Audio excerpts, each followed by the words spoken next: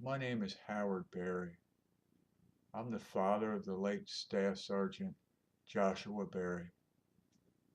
My son died of wounds that were sustained during the first Fort Hood shooting. You won't find Josh listed among the killed or wounded. He didn't exist.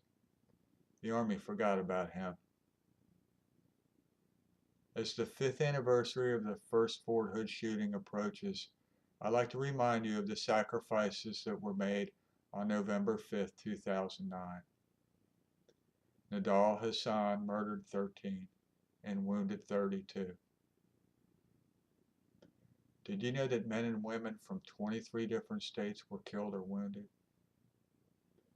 Did you know that this shooting has been classified a random act of violence in the workplace?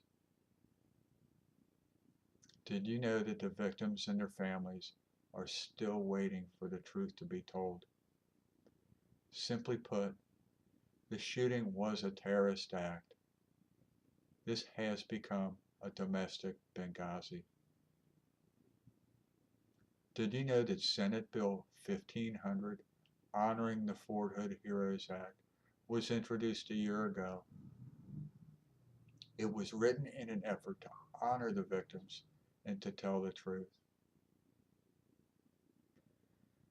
And I don't understand at this point why Senator Paul hasn't co-sponsored this legislation.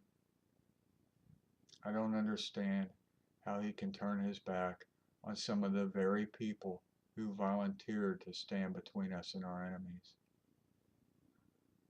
My son received care at Fort Knox after the shooting. He had Kentucky plates on his car. Didn't that make him a constituent? Why didn't you support him? I do know that Josh fought for all Americans. I believe in supporting the troops, and I believe that that support should be more than a yellow ribbon decal on the back of our car, or thank you for your service to our country, or sadder yet, what people say to me, sorry for your loss. I believe that this support should be in action. I am humbly asking the good people of Kentucky to support the troops with their action. Please reach out to Senator Paul. Tell him to support the victims of the first Fort Hood shooting.